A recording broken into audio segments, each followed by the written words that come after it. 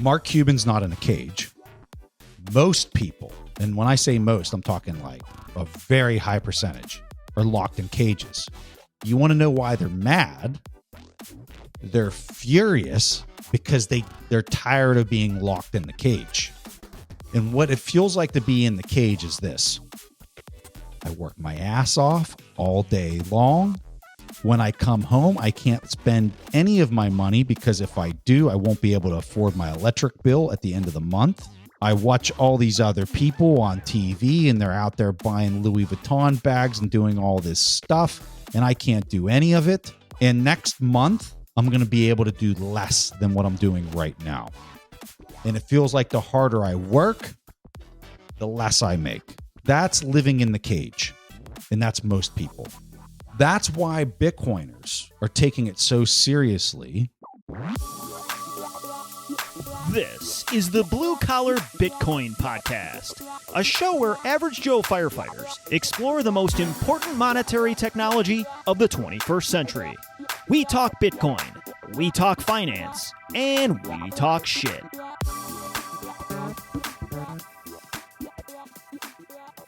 Thanks for joining us here again on the Blue Collar Bitcoin Podcast. Today, we are honored to be joined by Preston Pysh. We're just going to put this out there for anyone that's been listening to us for any amount of time. You know that we refer to Preston as our great white buffalo. Preston is a tour de force in the Bitcoin space. He started as a value investor in the style of Warren Buffett. Having listened to him for years, his pivot from analyzing stocks for value to Bitcoin has been instrumental to our journey into understanding Bitcoin ourselves. Key to this understanding is to realize that without sound money, value investing itself is made orders of magnitude harder. The money is the underlying structure of markets. When it is compromised, the entire market stack is nonsensical. This explains why we see PE ratios in the market at all-time highs, people using S&P 500, real estate, and just about anything to store value. Preston has a gift for explaining these ideas to the traditional value investing community. This also explains how someone like Preston would view Bitcoin as a conservative investment. Preston currently hosts the Bitcoin Fundamentals podcast. We highly recommend you listen to this each week.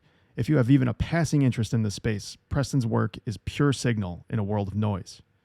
You can follow Preston on Twitter at Preston Pysh. That's PrestonPysh. And as always, you can follow us at blue_collar BTC or send us an email at bluecollarbitcoinpodcast@gmail.com. If you enjoyed the show and you want to support us, check out the show notes. We have a couple of different ways you can send us sats. Enjoy. All views and language expressed by the hosts and guests in this podcast are solely their personal opinions and do not reflect their employers or organizations they are associated with. Do not treat any of the content in this podcast as investment advice or as an inducement to follow a particular strategy. This podcast is for entertainment purposes only. Mr. Preston Pysh, welcome to the Blue Collar Bitcoin Podcast.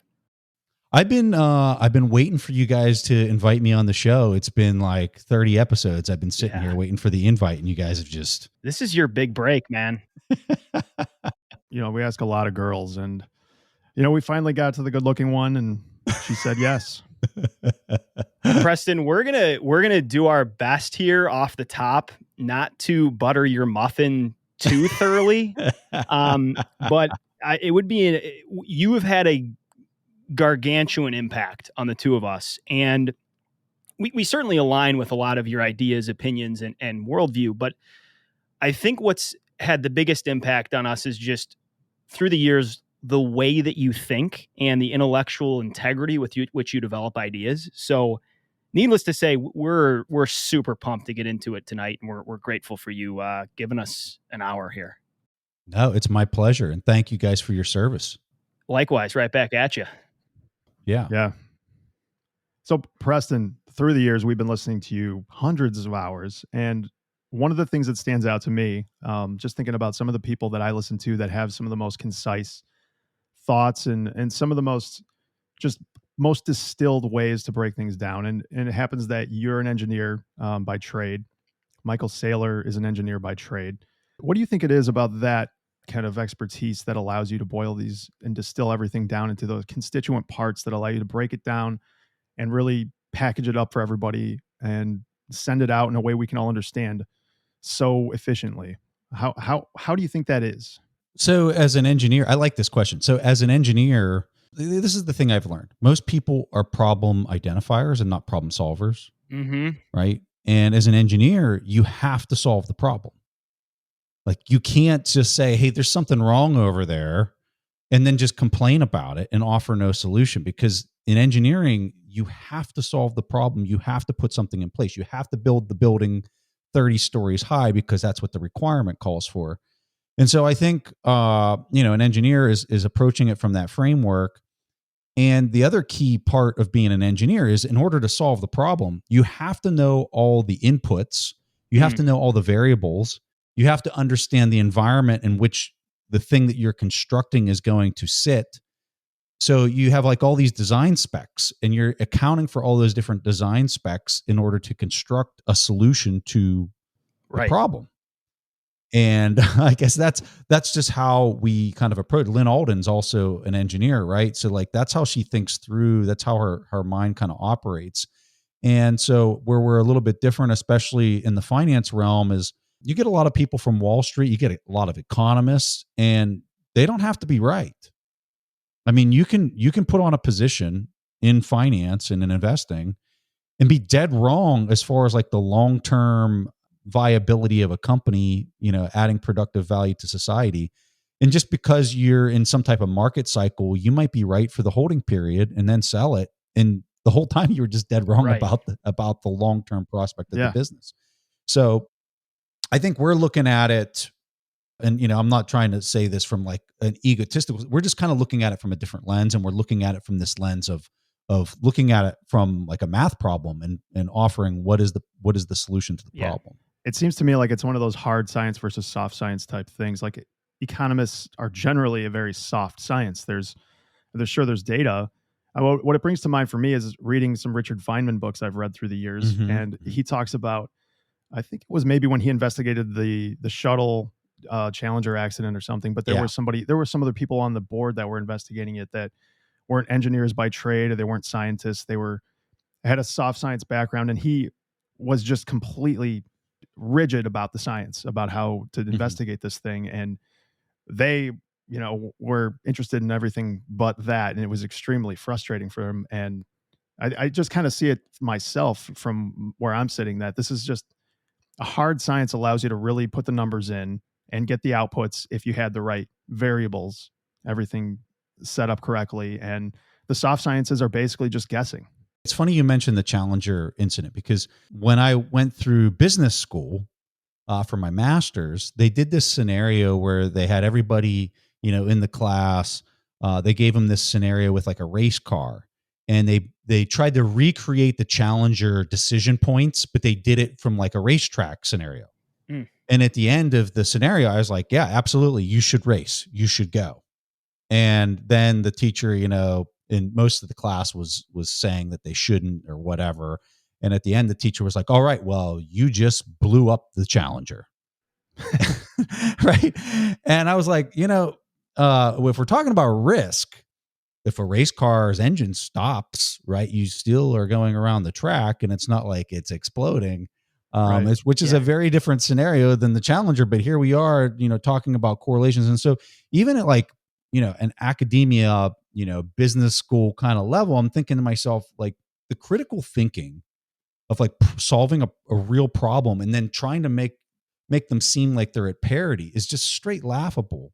And I just couldn't believe that they were even trying to do the leap to demonstrate a point that was just totally missed. And it goes back to like, what is the actual risk that's being assumed for the problem that's being solved for?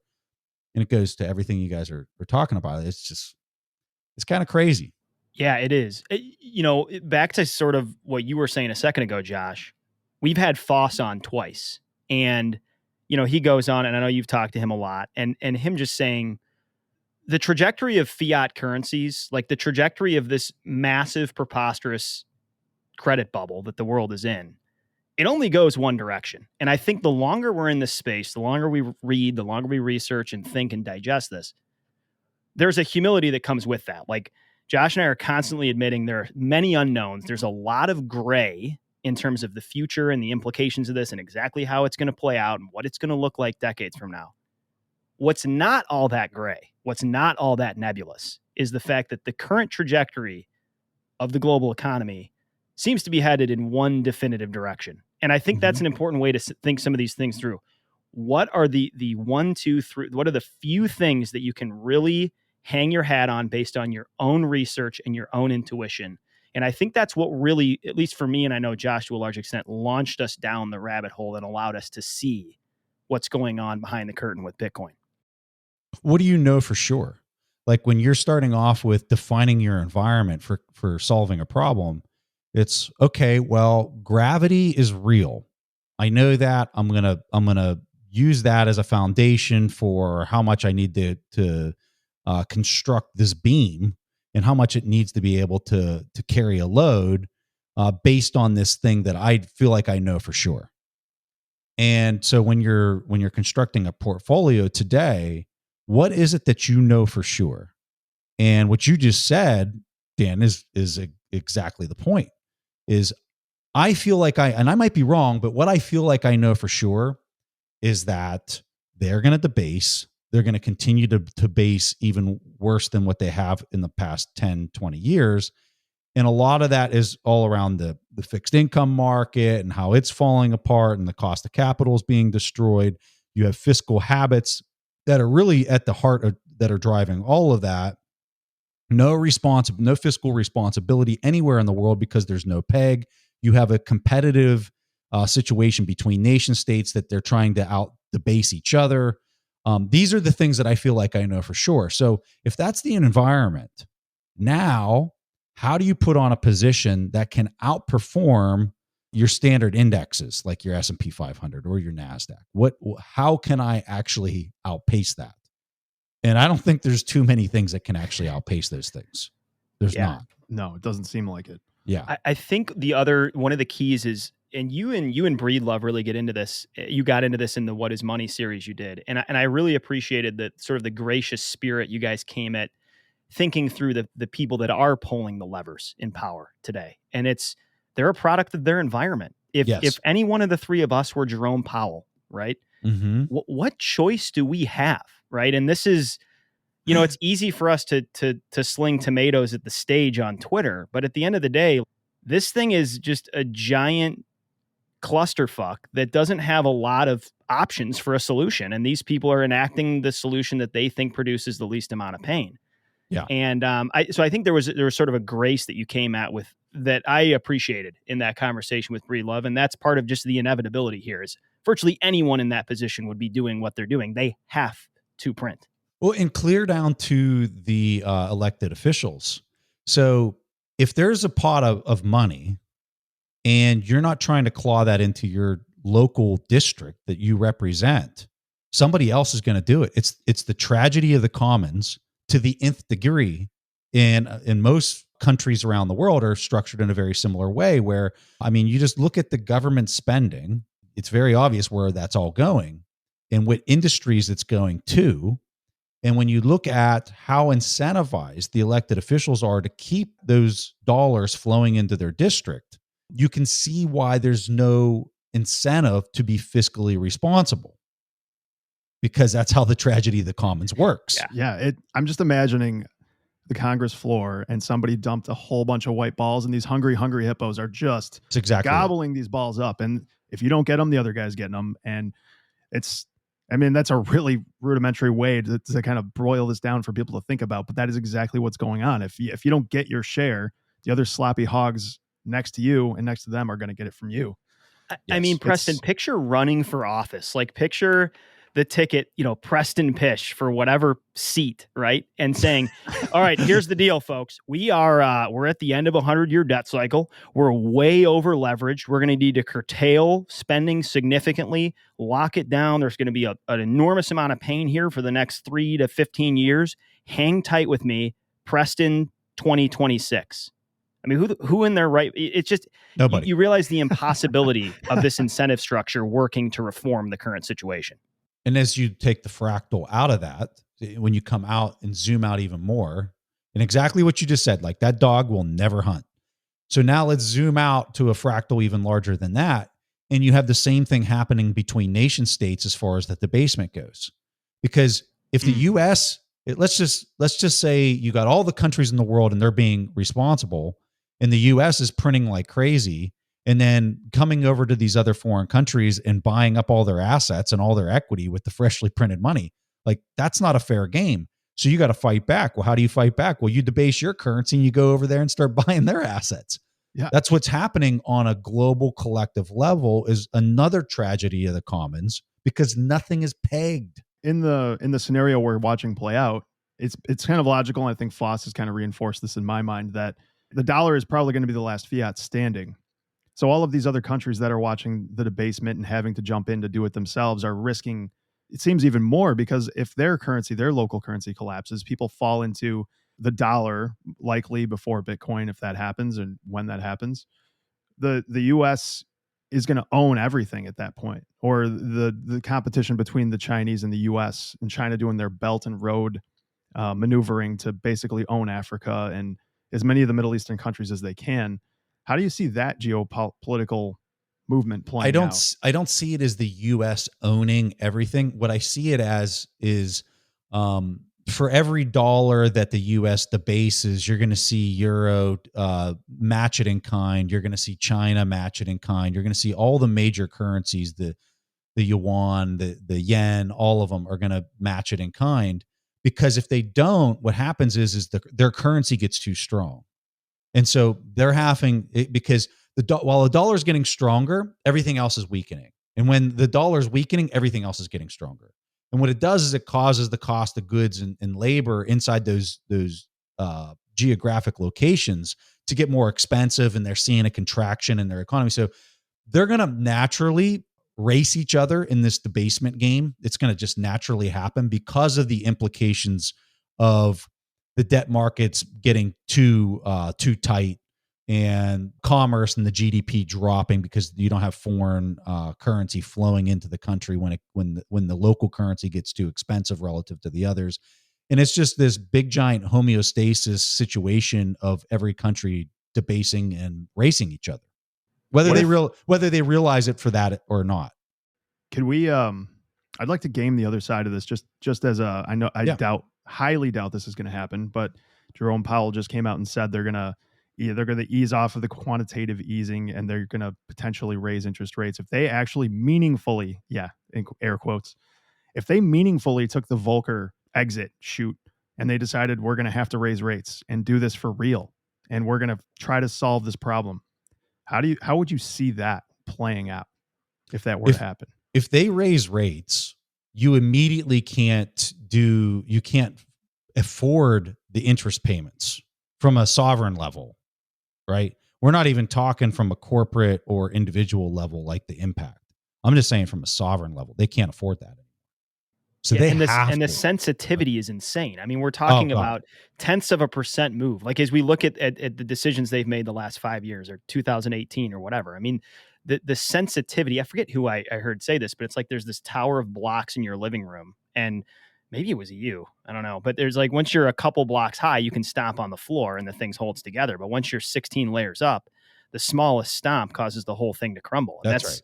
I mean, tenths of basis points are moving markets, right? Whereas you go back to the days of Volcker or whatever. I mean, the amount of latitude that there was in that day and age it's just totally dissimilar to where we are today because of the backdrop. And the other thing that you had back then was you didn't have companies and individuals that were incentivized to be as levered up to their eyeballs as possible because interest rates were very high. So you didn't have the balance sheet, the personal balance sheet and the corporate balance sheet and the sovereign balance sheet like you have today. Yeah. Obviously, you project that there's going to be a significant, I think in all caps, reset here with the introduction of this beast. How do you see that? I would like to tee this up for you. How do you see that playing out? Like, do you think it's going to be with a bang, with a whimper? Do you think these systems can work in parallel for a period of time to kind of allow people to transition? I know that's sort of a Jeff Booth idea, and I think it's glass half full. Like, game out for us in your lifetime how you see this beginning to play out moving forward? So, I don't know. I'm just going to start off with that. But like, if I was going to just kind of describe a couple different arrays of future outcomes, this is how I would describe them. So on a fast timeline, I think you're 5 years out from this thing, like really kind of taking over. I think on a longer time frame, I'd say 10 years. Some people, I know a lot of people like to throw around like 20, 30 years. I think that that's just asinine. Why is that, if you don't mind? Yeah. Why do you have that 5 to 10 year timeline? Because of how broke the fixed income space is. That's why. Yeah. So like people were looking at Bitcoin and saying, oh, well, the stock to flow says we're going to be at this level. And we're on the trajectory for another 1 million users inside of Bitcoin within the next 4 years. And they're throwing around like these numbers, right? Or I'm sorry, not another million, it would be 1 billion users within the next 4 years. And what I'm saying, okay, that's interesting. And yes, those are the rates and that is the pace of Bitcoin. But what I think they're failing to account for is the backdrop of fixed income and how insanely, incredibly broke it is. And so when I think about the speed of 5 to 10 years, what I'm really getting at is I think there's going to be so much trust lost in the existing system within that time frame that all roads are going to lead towards Bitcoin adoption kind of really taking off. So, I mean, you're already seeing the trust eroding right now. Like, I mean, just look at like the ECB or the Fed's Twitter page, right? Or their posts. And just go in the comments. It's ungodly. Like, I can't believe they still allow comments to be up. Right. They're getting this turn, ratio. Turn them off, folks. Turn them off. I love reading them. I want them to stay on. I want them to stay on too. But like at the same time, I'm like, who is the idiot that's allowing these comments to still be on? Because I mean, like they're trying to sow the seeds of stability and trust. And like, I mean, there isn't a single comment on anything they post that doesn't lead to Bitcoin kind of being in the comment. Yeah. So if we're there right now, can you imagine where we're going to be in 5 years from now with more of these actions? Because it's just recently, I would say since COVID, it's become very evident that they're losing control, right? It's becoming very evident. Yeah. And here's one thing that I find interesting. So from my vantage point, it seems to me, so you have what happened in 2008, right? They spin out $800 billion. They buy all these mortgage-backed securities. People are like, okay, that's kind of weird. All right, then we go, right? QE continues on. Now you have sort of the COVID excuse. Like, okay, this $4 trillion they just spit out, like that's because of this global pandemic. But anybody that can do some napkin math understands that the next time we have an insane trough in the stock market and the S&P does a nosedive like we've almost never seen before, that printer is going to continue to run hot and hot. It's going to, as you have said before, it's QE infinity. So I think the next time it happens, COVID's over, we're back to quote unquote normal, and the printer runs hotter than it ever has before. That's when the charade is really going to be called. And I feel the light bulb's going to go off for a lot of people who haven't made this realization yet. What people fail to realize is this is not a linear equation. This is an exponential equation. And here's why. So when you add monetary baseline units to the system, fiat units to the system, the credit that's constructed on top of that is not a 1-to-1, right? Yeah. So, and like not even close to being a 1-to-1. It's like not even close. It's like 1-to-10. So as the last round that has all this credit constructed on the new monetary baseline, which was expanded, you're building all this credit on top of it that's then going into equity premiums and everything else. As that starts to contract and blow up, they have to replace that giant amount of credit with monetary baseline to reflate everything. But the problem is that fractional reserve ratio is going to construct more credit on top of the new monetary baseline, which isn't twice the size, it's 4 times the size. And then the credit on top of that is 10x whatever that is. And so you're dealing with, think of it like energy in a fire. In the fire ring is getting bigger. Okay. As it gets bigger, I don't throw 2 logs on there. I might have to throw 10 logs on there. And then when you get something like the size of the bonfire, like Texas A&M, I think that's the one that does now you're having to put entire, buildings on this fire ring just to keep the thing going. Right. And how much faster does that burn out, even though you just put in 100x what you did the last time?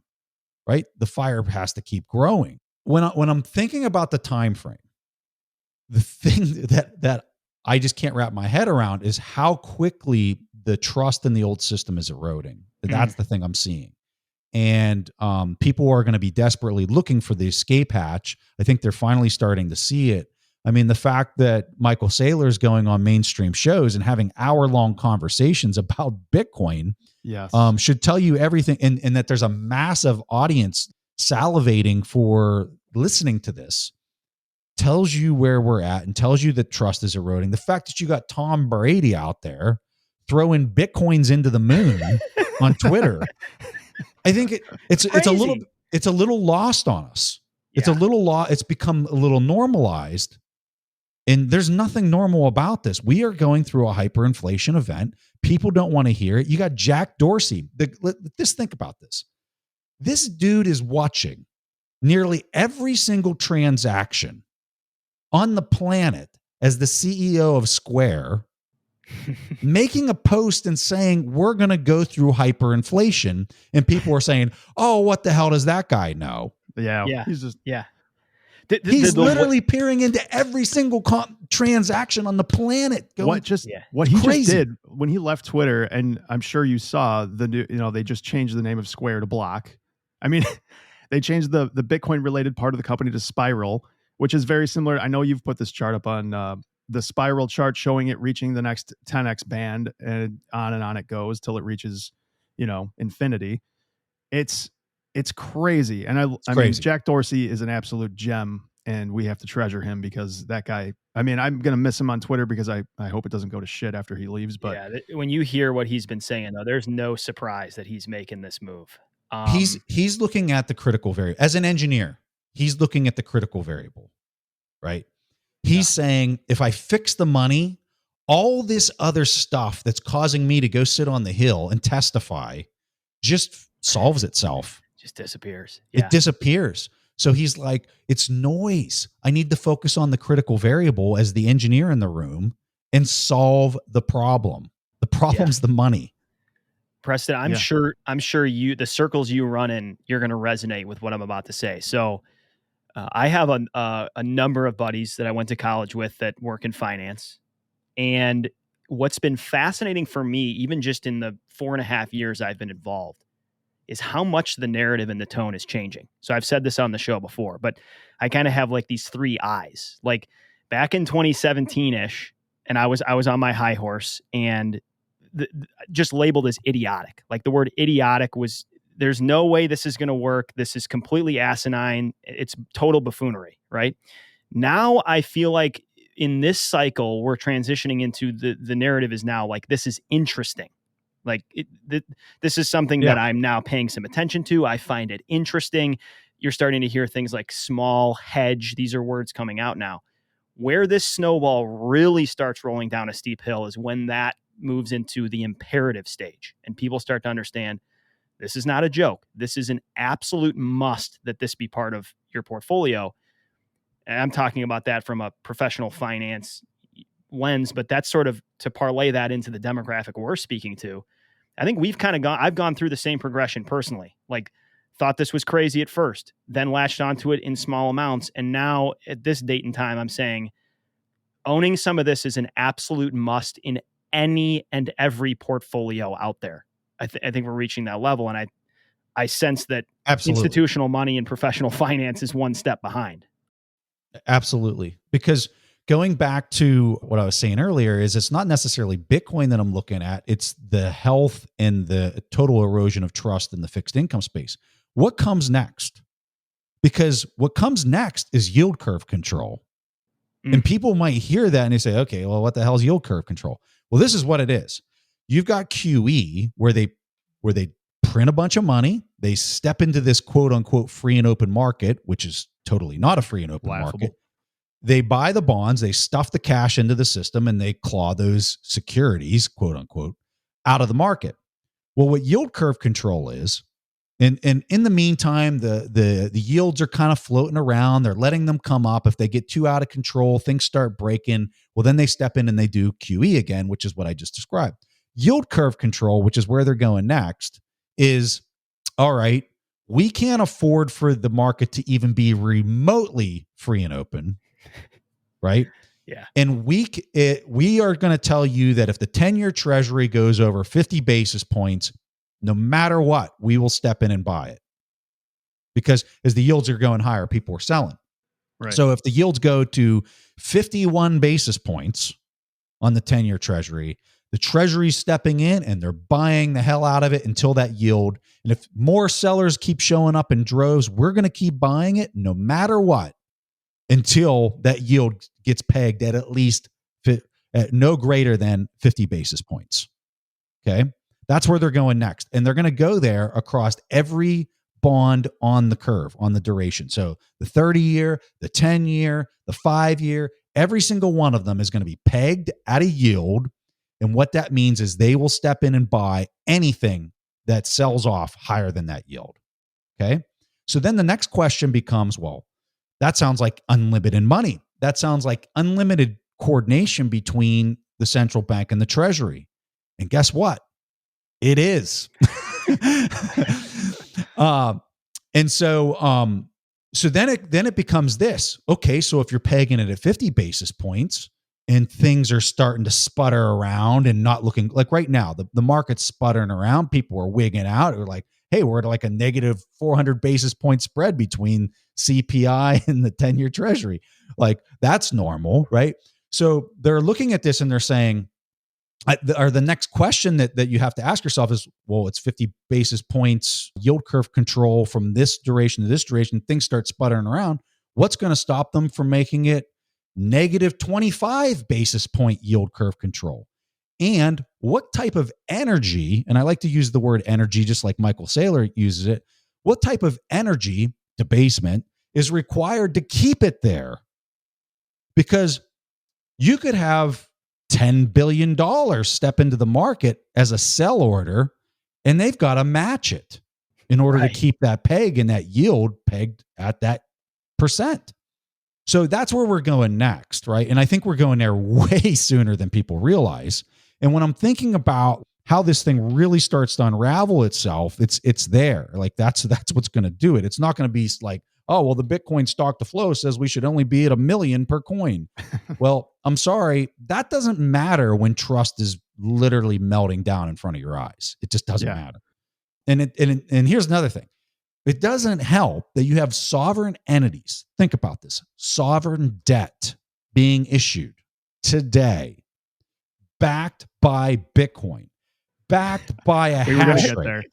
You have Goldman Sachs coming out and saying, and I'm like literally pounding on my table right now as I'm saying this is on our list for you today. Yeah, you're jumping the gun on us, but go. But yeah, so Goldman Sachs. Oh, we find this pretty interesting. These Bitcoin, of course you do, it's pristine collateral. Because you, sir, are the patsy at the table, issuing debt for other people to buy homes at nothing percent and pay you back over 30 years. You, sir, are the patsy at the table.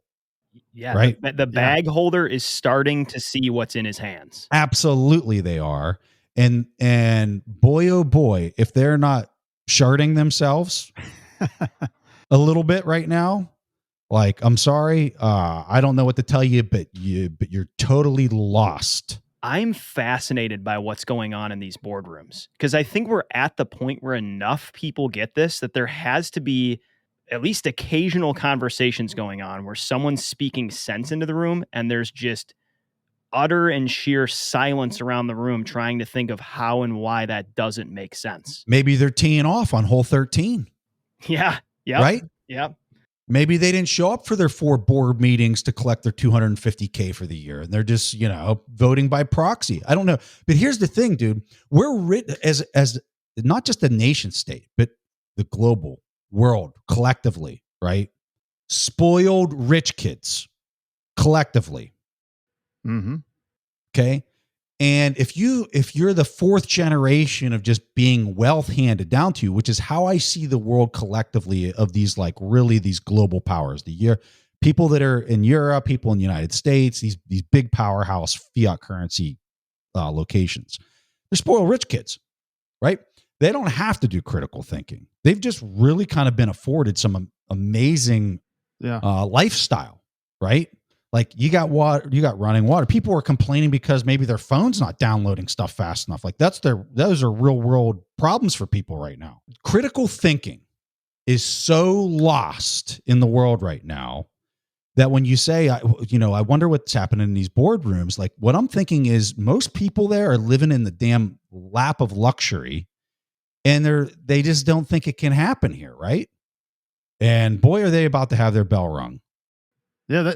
That strikes me when you say that this is the fourth generation of wealthy people. And the reason it resonates is because having read The Fourth Turning, I don't know if that's something that you've read, but it's so relevant to what's going on in the world. And these 80 to 100 year cycles that we see, it tends to be, and looks like through the lens of history, that it really is people getting spoiled and forgetting about the hard times. And that kind of reanimates the hard times all over again.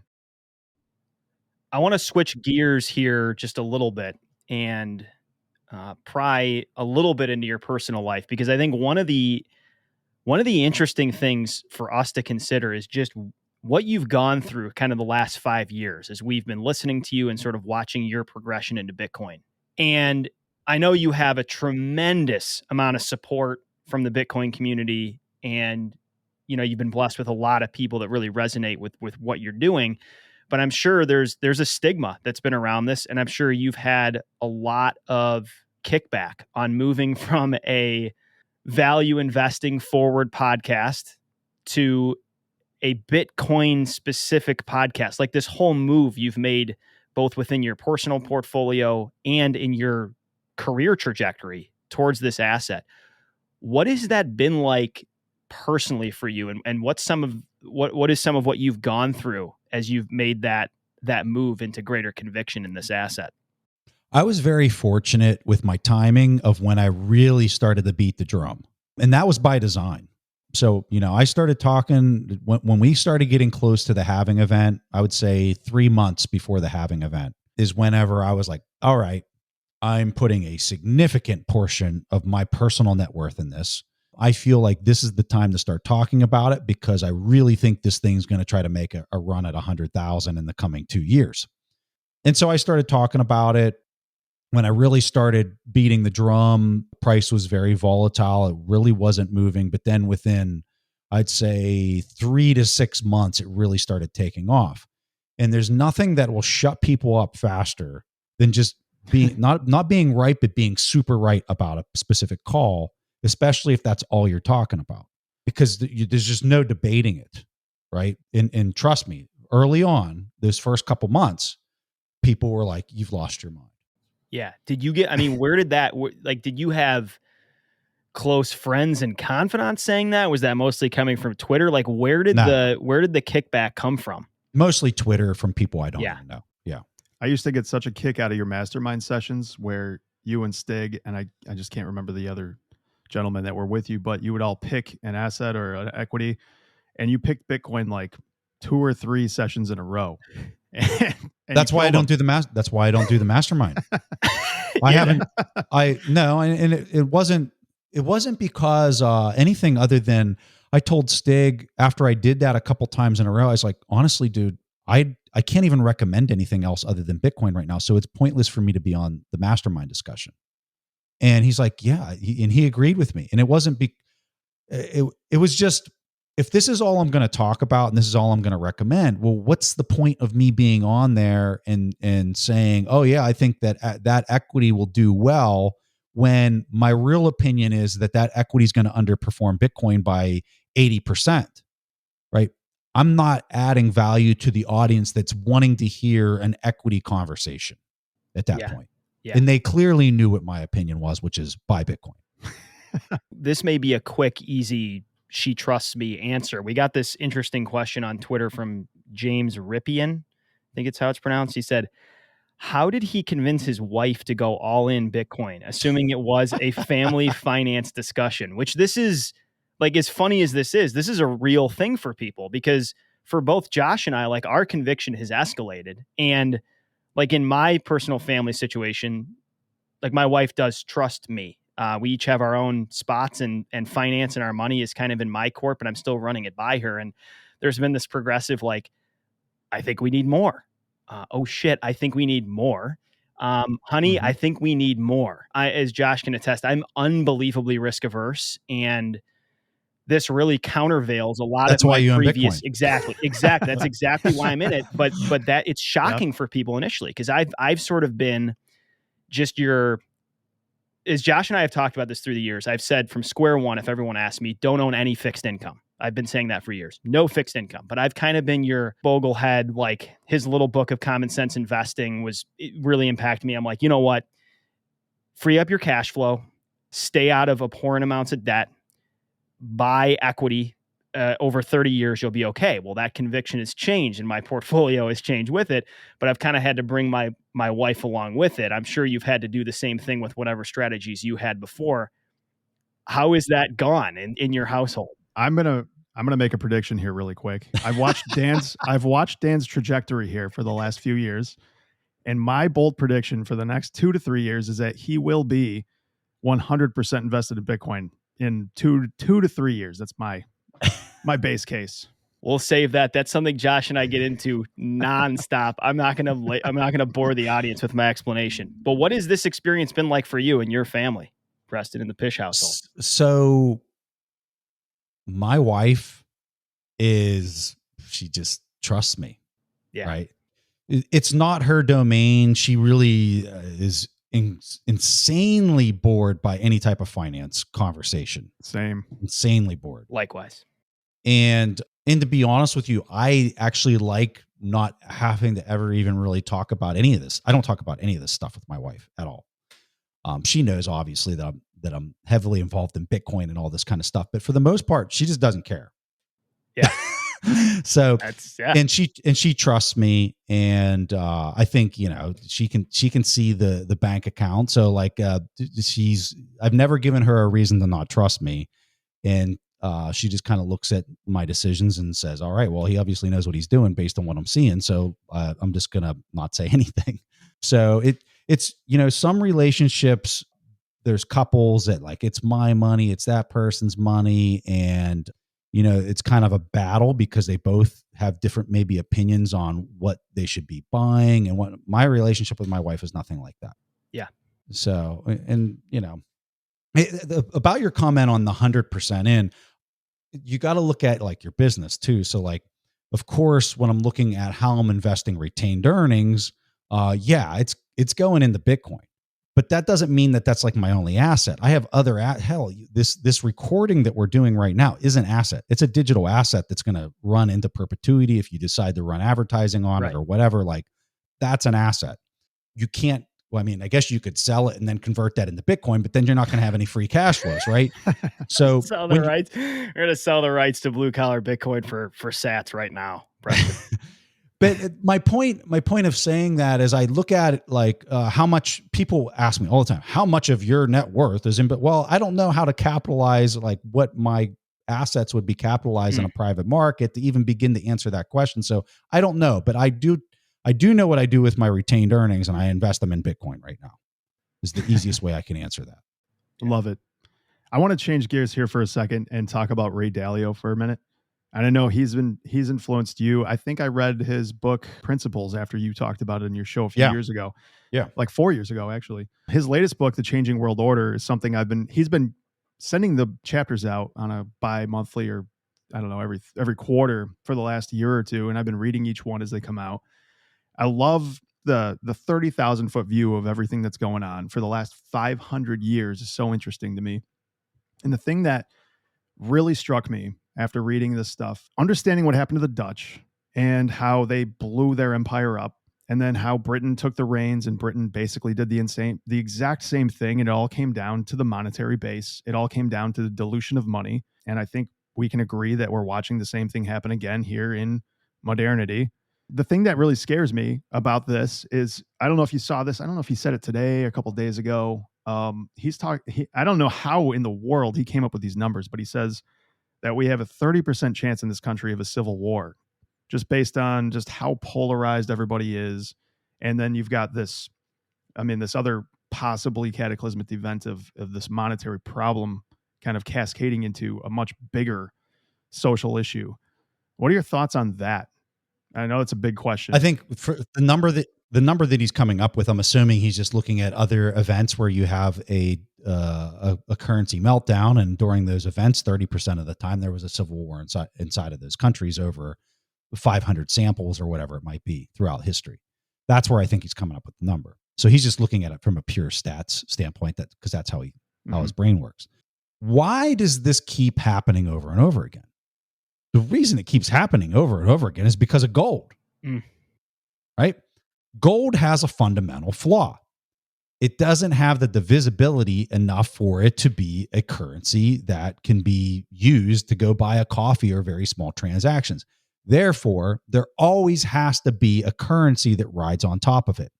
Because there always has to be a currency that rides on top of it, there's a requirement for a trusted agent to sit in between what's in the gold vault and the currency that's issued on top of it. And more importantly, the ratio of currency that rides on top of how many ounces of gold are in the treasury. Because of that trusted agent, you will always have, because of human nature, people that play around and fiddle with those, that reserve ratio and that fractional reserve system that's constructed on top of it. Sometimes in history, it lasts a very long time because they fully understood the implications of tinkering with that. Other times it rolls over very quickly because the people in charge had no appreciation for how important it was to never tinker with that ratio.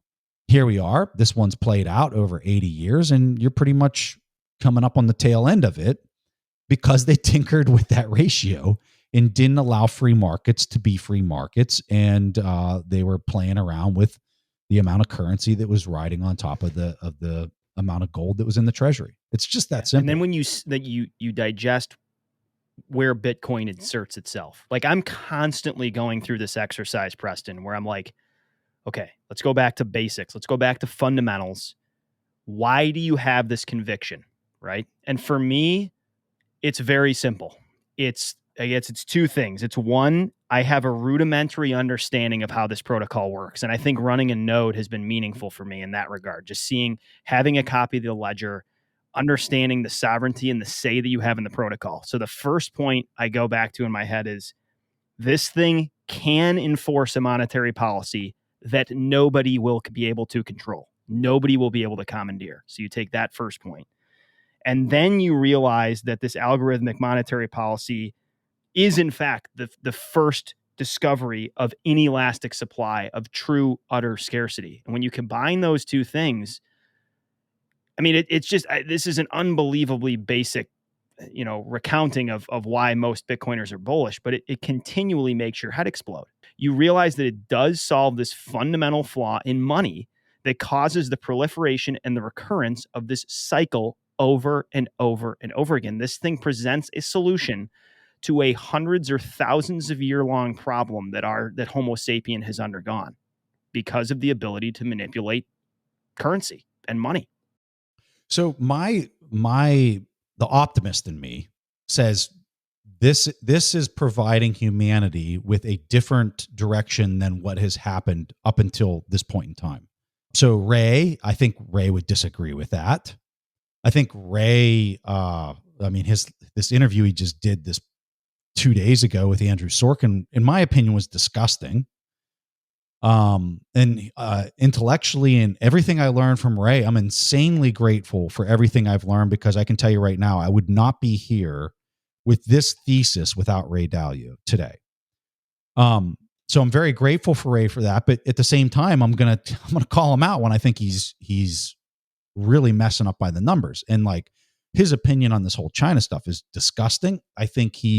I don't like the word compromised, but I think that he is serving his own self-interest to the nth degree and won't say anything bad about China ever. And I find that to be a little bit disgusting.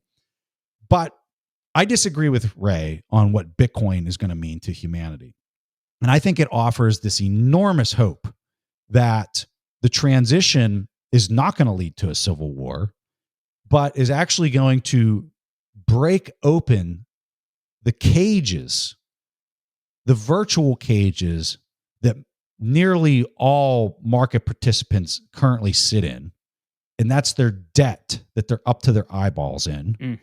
I think Bitcoin is literally going to be the lock that unlocks all those cage doors, and people are going to start coming out. And I think that it's going to be one of the most beautiful things that's ever happened in humanity. It's so incredible that this happened, 12 years ago, but it just almost at the perfect time, enough time to bootstrap itself up to be the protocol that it is now, which has instilled the amount of trust that we all have in it at this point, while we're meeting this monetary collision in the next 5 to 10 years, potentially.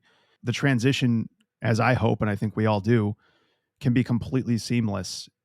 I mean, I hope it is, honestly. And I didn't listen to that interview, that one of the Sorkin that you mentioned. I'm assuming that stat came out of that. I saw a blurb of it, read it quick, and just wrote it down and thought I'd ask you about it. But yeah, Dalio he's an interesting character.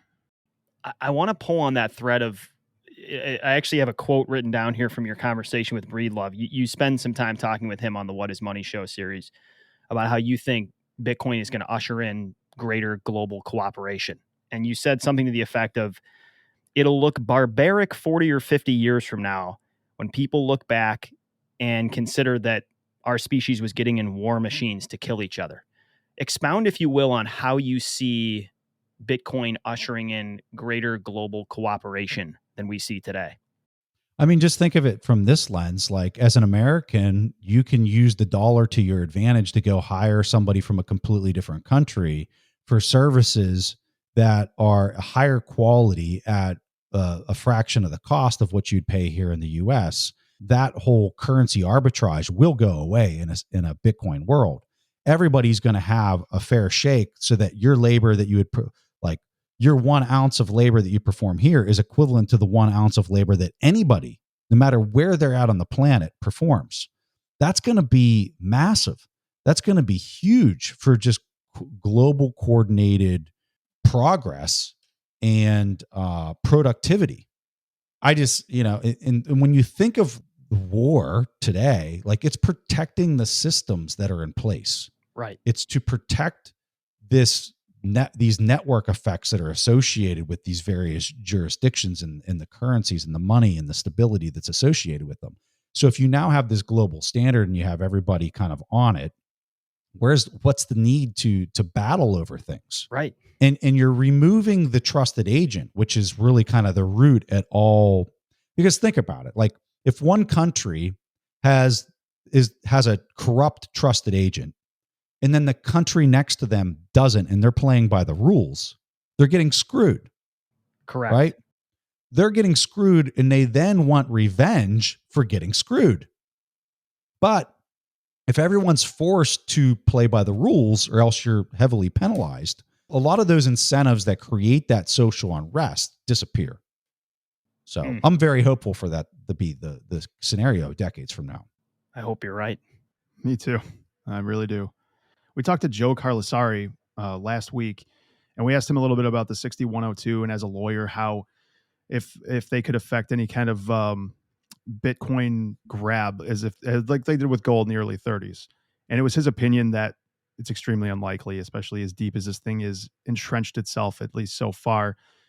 But I guess the pessimist in me watches what goes on now with these emergency orders and like COVID vaccine stuff, and how quickly they grab for power when they're up against the wall.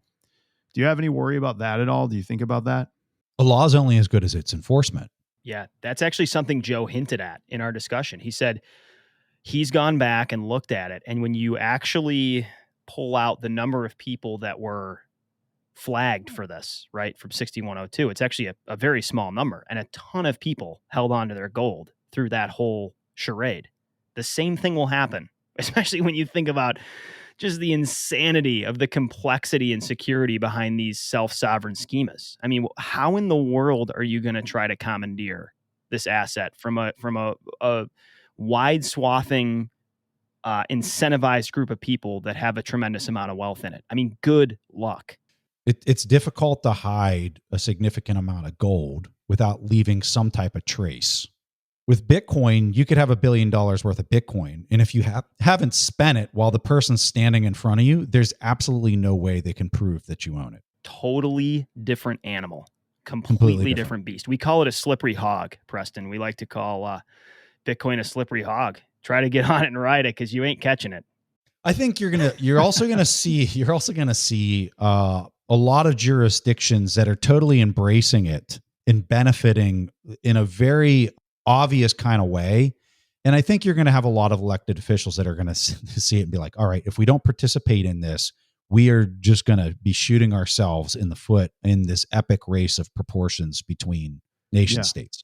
So I think that's going to become really obvious as we continue to move forward here. It's a freaking Trojan horse, Preston. Anytime you start talking about the Trojan horse, I get excited. But it really is. I mean, Gladstein's piece, I forget what the title is, but it's got Trojan horse in it. It is so true. I mean, this thing is so freaking shiny and everybody wants it in their treasure chest. And then once it's there, man, this thing is freedom go up and there is no stopping it. And I think one of the most surprising things for me, just from my short time in it, is I am pleasantly surprised at the demeanor of politicians and regulators towards this thing. It is surprising me, I would say. Yeah, I'm a little surprised that we're already seeing some of them figure it out and embracing it. I think a lot of them are embracing it because they're seeing the social media attention. Like, it's really obvious. They say Bitcoin and they got 5,000 likes on just saying that. And then everything else they talk about has 100 likes. They're like, hey, I'm just going to mention this Bitcoin thing a couple more times. I don't even know what it is, but I want to keep bringing it up. And I think they can see that there is a very, very powerful community and movement happening. And they might not even fully understand it, but they're harnessing that because they're getting free media, which is dollars, campaign dollars, in order to get that kind of attention. One thing we want to talk with you about is the Mark Cuban conversation. I don't know how long it's been since that happened, a few weeks or a month or whatever. I was driving late at night to Indiana, actually, had the family in the car and was blaring that. And my wife was like, can you turn this thing off? I'm like, absolutely, absolutely not. I'm sorry. I love you. Baby's asleep in the back. This thing is staying on. And I'm just curious. Let's start here. Like, how do you feel about that conversation now that it's had some time to marinate? I was happy to have all my friends up on the stage, but if I had to do it over again, I would have just gone one-on-one with them. Agreed. There was too many. There was too many cooks in the kitchen. Yeah. That's exactly what I thought, but I thought you did a phenomenal job, and it was hilarious that he was literally panting out of breath the whole time because I don't know, he was on a treadmill or something. But his audio was terrible, and he was out of breath the whole time. I mean, I give him huge props. Yes. I give him huge props to step into a conversation with somebody he doesn't really even. I mean, he knows my Twitter account, but to not even know me or what I'm going to say or where the conversation was going to go, there was no strings attached. I mean, it was just wide open. And so I applaud him for stepping in and having the conversation. I think he's grossly missing the macro point of view and having an appreciation for how broke the existing system is. And I think that's really the main difference between us is I see that at the forefront and have constructed my entire thesis around that. And I think he's just looking at it as another cool technology that might have an impact on the world, probably will have an impact on the world, but I really don't know how it's going to really evolve from here. So I might as well just own everything. Right. Like, that's pretty much for sure. And you know what? Mark doesn't have to be that right. Like, he can put 1% in this and he's still going to be loaded. Right.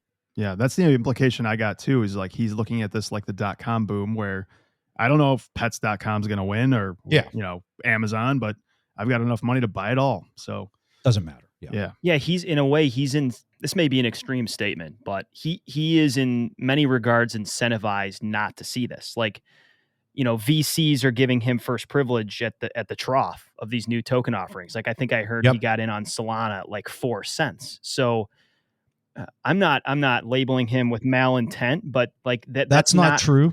That's not true. And he told me it's not true. Okay. So he do you think he does have first access to the teat on a lot of this stuff or no? Of course. I mean, how could he not? It's the altcoin kid Tillin effect. Right. But I'll tell you, he owns Ethereum, he owns Bitcoin. Or at least he did the last time I talked to him. This is hear it from a fireman here, Mark Cuban. This is kind of my perspective. And obviously hats off to the guy. And I totally agree with you. Like for him to come into that arena, mad respect. Like truly, when you think about engaging, I don't know, adversary might be heavy-handed, but that's very cool that he took the time to do that. Totally. But the way I would sort of characterize him, like Mark Cuban is unbelievably good at remodeling bathrooms on the first, second, third floor of homes. But what he's not good at is identifying cracks in foundations of homes. And I think that's sort of what you're talking about. Like you're saying, hey, Mark, I understand you've built this gorgeous master bath on the second floor, but let's go down a few levels and analyze the structural integrity of this entire system. It's just so broken. I don't understand. It's hard for me to understand why this isn't just a realization that everybody's able to make, but we were all there at one point, and unable to see it. And once again, when you follow the incentives, he's had a playbook that's worked very well for a long time, and it's working in altcoin land, at least the way I see it. Yeah, I think just in general, it goes back to he doesn't have to be that right, and he's still going to be a super wealthy person and do whatever the hell he wants in life. And so he just doesn't have to spend that much time thinking about this. If he even has, today, based on where the price of Bitcoin is, if he even has 1% of his net worth in Bitcoin, he's going to protect his buying power, his entire net worth.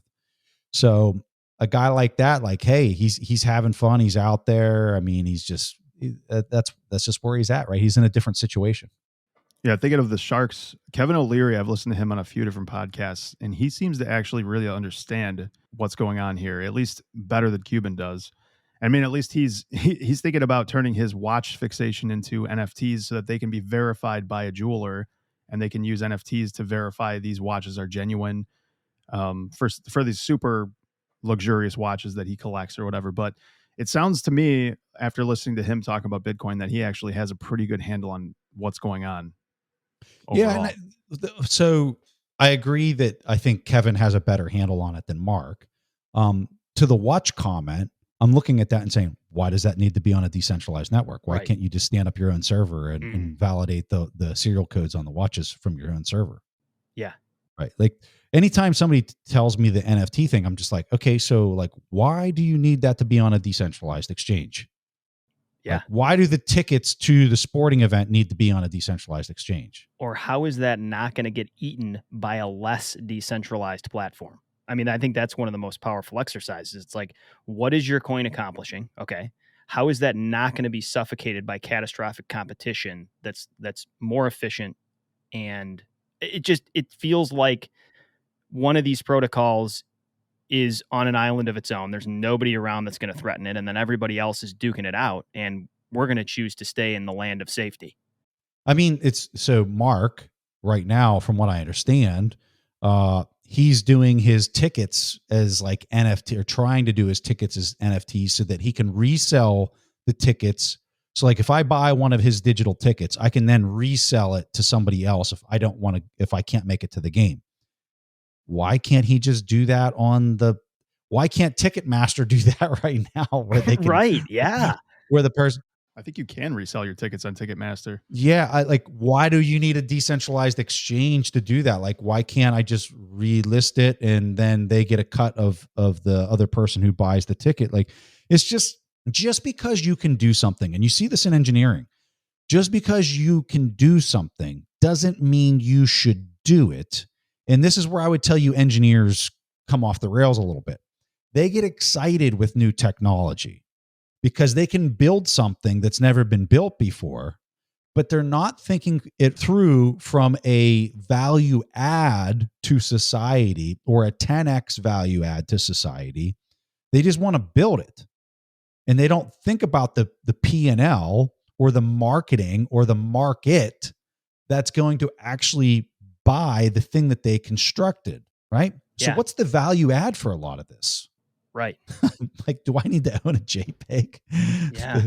that I can just literally right click? I mean, it's crazy. You don't own a CryptoPunk, Preston? I do You not. don't Why isn't own a that up in your CryptoPunk. why isn't that up No, in sir. your recording area, Preston? Why don't I have the picture of the big giant blown up CryptoPunk in the back, right? Like, I just see the whole thing as being a function of when people 20 years would look back at this moment in time and they'd be like, there were people paying $1 million for a JPEG. Yeah. That was it, right?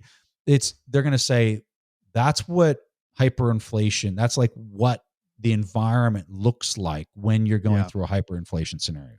In the Weimar Republic, I was reading some quips out of the book about that, and I can't remember its name off the top of my head, but the speculation in the stock market in Weimar Germany was exactly as it is now. I mean, obviously not Dogecoin and everything, but they had to actually shut the exchanges down for days at a time because there was so much paper, because everything was on paper then, that they had to count everything, account for it all, and then restart the exchange, and they would have to immediately shut it down again because the speculating had gotten so out of control that the stock exchanges couldn't keep up with it. And they use the word speculation as if people were just out of their minds, right? They weren't out of their minds. They were making actually really rational decisions. And what the rational decision was is, I want to trade this. Yeah, I want to trade this thing that they're debasing by hundreds and millions of units to own this thing that has a scarce amount of units, which was stock certificates. Because the company didn't need to issue more stock certificates. They were profitable, right? And that's why you see everybody's using the stock market today as a de facto currency because it has scarcity into the number of stock certificates and units that are there versus the M2 money supply, which is, it'd be like if the whole stock market was issuing more shares in double digits, every single company on the stock market, you wouldn't see the prices changing because it would be keeping up with the M2 money supply that's getting debased. Yeah. But that's where we're at. That's why people are making, in my opinion, not speculative decisions. They're making very rational decisions. One thing I want to double back to is kind of what you were alluding to with like Mark Cuban's cost of being wrong is low. He's fine. He's low. Set. And I think that's juxtaposed significantly against the demographic we're trying to get through to. And that's the people we work with, us, we don't have resources to piss into the wind. And that's right. We often talk a lot because we want to be careful too. Like we don't want to be, we are allergic to dogmatism. We don't want to come out with vitriol and hatred. We don't want to be assholes. Okay. But at the same time, the people we're trying to get our message across to, it is important for them to understand what has value, what has use case, and what doesn't, what's hyper risky and what's a good calculated investment. And so, I mean, we're careful. We try not to be over the top, but like, that's why we're maximalists, quote unquote, because it's actually important. It impacts real people's lives. We know actual people, Preston, that are wasting tremendous amount of their hard-earned resources on totally illiquid, pointless shitcoins. Okay. So this has real world, real life impact for people. And I think this transitions into a good topic we want to get to before we close, which is like why the middle class and average wage earner need this protocol or how this can assist them in the climate that exists today. Mark Cuban's not in a cage. Most people, and when I say most, I'm talking like a very high percentage, like I said earlier, are locked in cages. You want to know why they're mad? They're furious because they're tired of being locked in the cage. And what it feels like to be in the cage is this. I work my ass off all day long. When I come home, I can't spend any of my money because if I do, I won't be able to afford my electric bill at the end of the month. I watch all these other people on TV and they're out there buying Louis Vuitton bags and doing all this stuff, and I can't do any of it. And next month, I'm going to be able to do less than what I'm doing right now. And it feels like the harder I work, the less I make. That's what's that's living in the cage. And that's most people. I can't even see my kid. Like, I can't stay home with my kids because I have to go get a job, then pay for somebody else to watch my young kids. Mm-hmm. And that's for me to make an extra $100 as a joint income. Like, it's just all these things like that. That's being in the cage. Now, that's why Bitcoiners are taking it so seriously and why they're maybe a little rude to Wall Streeters or other people that maybe have a high net worth, is because this is their key to get out of the cage. And when I look at people who get caught up in the shitcoin casino, I think what's happening is they're seeing that as a lottery ticket, a lottery ticket that has a much higher probability payoff than a lottery ticket. Absolutely. Okay.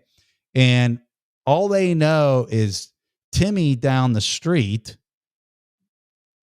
made $20,000 by buying this lottery ticket. And then they talk to somebody else, and Sally also won the lottery because she played a completely different lottery ticket and she made $5,000, right? And so that's what's going on with the shitcoin casino. It's not that these people are bad people. These people are just looking for a way out. They want some glimmer of hope. And they're seeing it, and it's not like, how many people do you know won $5,000 with a lottery ticket? I know zero. Do you guys know anybody? I know none. Yeah. Nobody. Right? But what if everybody around you just started winning the lottery and winning like $1,000 or $5,000? You're going to go there and you're going to buy a lottery ticket, or at least more people will. Mm-hmm. And so that's my opinion of the shitcoin casino, is that.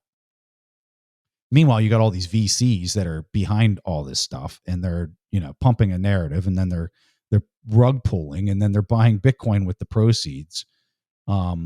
It's a product of the environment, which is being induced by fiscal irresponsibility and monetary policy by central bankers that are then supplying the liquidity to paper over the lack of responsibility from a fiscal spending standpoint. And my initial reaction to listening to that is those VCs are scumbags, right? And that's exactly what I thought right away. But then you think deeper about it, and you realize that they're just responding to incentives as well. Like that's right. That's almost like thinking about the Fed and saying Jerome Powell is a piece of shit because he keeps printing money. But these VCs are starved for yield. They're operating in a world where they can't get anything from fixed income. They're looking at the stock market. Maybe they're understanding this stuff, and they see an easy, appetizing buffet of. I don't know if you could say selling VCs. shitcoins. I don't know if you could say VCs are starved of yield. The way the VC game works is like this. I'm going to raise a fund for $100 million. Whether I raise $80 million, $50 million, or $100 million, I'm going to suck my 2% fee off of $100 million, right? So then they do the raises, right? And then if they get a winner on their hands and they turn that $100 million into $200 million, then they're going to charge a 20% fee on the $100 million that they made, and then they're going to hand back the other $80 million back to the investors. So like, they're not starved from yield, especially because the way that they're making that $200 million is they go in there, they gut the organization, they lever the thing up to the eyeballs, so that they're not using their own money. They're using a bunch of this free money, okay, to get like massive returns on what they're doing. They're finding something, they're bidding the market, they're trying to take it into the public markets, which as you go from PE premiums of 7-8% discount cash flow yields down to 2 if you put it into the public markets, you're gonna achieve those $100 million returns by making it go public. That's the game, right? So those guys aren't starved of yield. They're out there just doing these things. Now, when you talk about doing it in the quote unquote crypto space, I mean, my God, you can make these insane market caps by just manipulation of units outstanding onto the actual market. So like, I can create 1 billion units. I'll drop 100 of them onto the market. I'll sell a couple to various VC firms, right? And then all of a sudden I got a protocol that's worth $30 billion. Right. Yeah.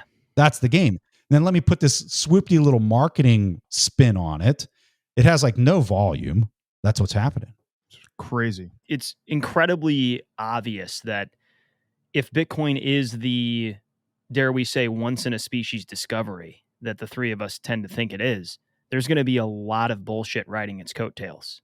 And oh God, yeah, you couldn't say so it any better. I think it also provides.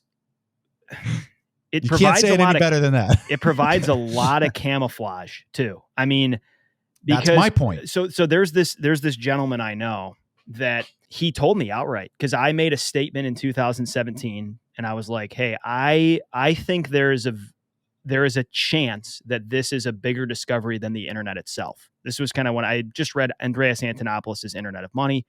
Yeah. I was really grappling with just what decentralization meant, what this discovery of scarcity meant, whatever. I made this statement to him at some party.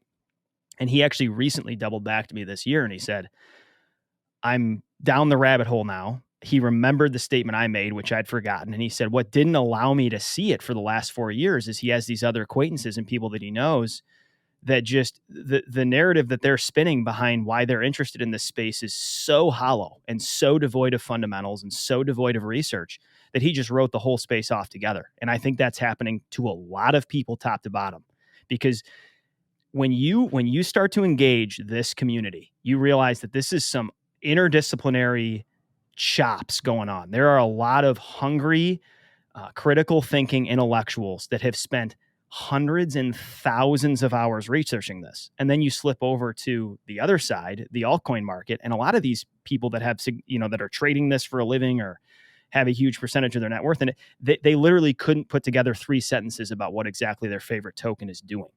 But these two things are grouped together in the heads of a lot of people at this date and time. And one of them's not like the other.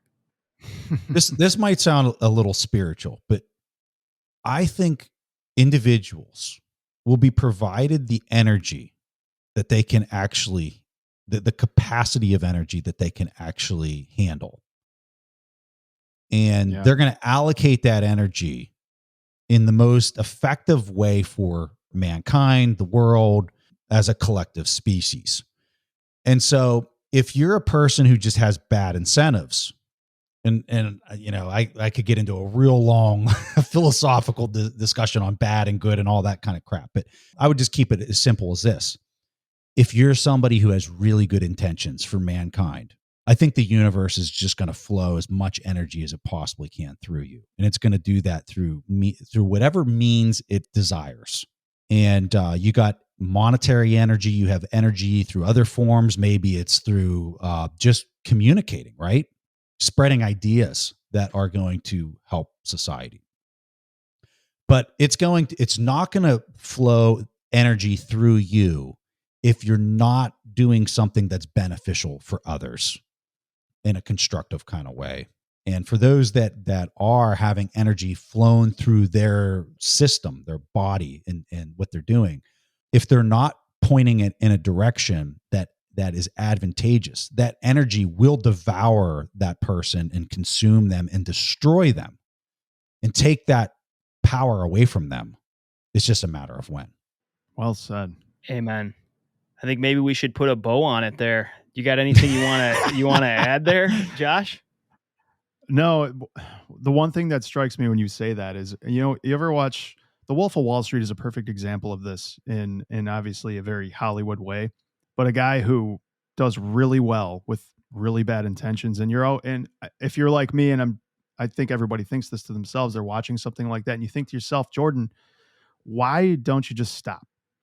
You've made $100 million. Aren't you good? Do you really need 150, 200, 300, whatever it is? But they ended up destroying themselves with greed, and you want to talk about the biggest curse you could ever have in your life. Give somebody $100 million and then take it away from them 3 years later. You're going to wish you never received it. Yeah. That's like every lottery winner's story. Yeah. Be careful, because, Bitcoin, for people that have been in this and have it could do some incredible things. It could provide some incredible opportunities, but that knife could turn on you and cut the other way. Absolutely. And that's something we think about because we're passionate about this. We're excited. We're motivated. This thing is awesome. But if if we think that Bitcoin and the wealth that it's going to bring is going to deliver us happiness in life, we're going to be sorely disappointed. Yes. And that's just a powerful theme, because it is not going to bring happiness in and of itself. It can enable you to bless a lot of people and do a lot of cool things, but it can also make you Ebenezer Scrooge. That's exactly right. If you're not doing things to help other people and to benefit them, what are you doing? Yeah. It's really that simple. What are you doing? And why do you have this source of energy if you're just going to consume it like a parasite for yourself? All right, here's our last question. It's going to be quick. Outside of Bitcoin, outside of finance, totally unrelated, what's something you're interested in or passionate about in life? My kids, that one's easy. It's a good Yeah, answer. I mean, We feel the same way. It's just all, it totally revolves. My entire life revolves around my family. This Bitcoin stuff is fun, and I enjoy it. I enjoy the math and just like the complexity. I just love the complexity and trying to make sense of it. It's a lot of fun. But yeah, my passion are my kids and just seeing the joy in their faces, and just my wife is the best. Like we have a blast together, man. We really do. You know? Yeah, being a dad and a husband is a pretty cool thing. It's amazing. Yeah. Yeah. It just doesn't get any better than that. Preston, thanks so much for your time, man. This was a privilege, and a lot of good takeaways for us. Hope our audience feels the same way. I'm sure they will. I wish we would have spent the entire time talking to you about the spirituality aspect, to be honest with you. That was Yeah. I don't know how many hours I did with Breedlove. Listen to that. That's we got into some of that stuff. Yeah. We're actually talking to Breedlove next week, so we'll shelve it for then. And hey, we're not going to talk about Bitcoin whatsoever, Rob. We're going straight to the spirituality. We're going deep. Get cosmic, baby. Yeah. Get cosmic. We're going to tell him Pysh says get cosmic. That's going to be our Tell him I said that'll be the opener. Right. Preston, have a great evening, man. You guys too. This was such a pleasure. Thank you. Thank you, Josh, Dan. I had a blast. Us too. Take care. See you guys. Thanks for listening into the show. If you enjoyed this discussion, be sure to subscribe on whatever app you're using for podcasts. And if you have an extra minute, go ahead and leave us a review. You can also follow us on Twitter. We're at blue_collar_BTC. We invite questions, comments, and inquiries of any kind, and our email is bluecollarBitcoinPodcast@gmail.com. We look forward to you joining us next time on the Blue Collar Bitcoin Podcast.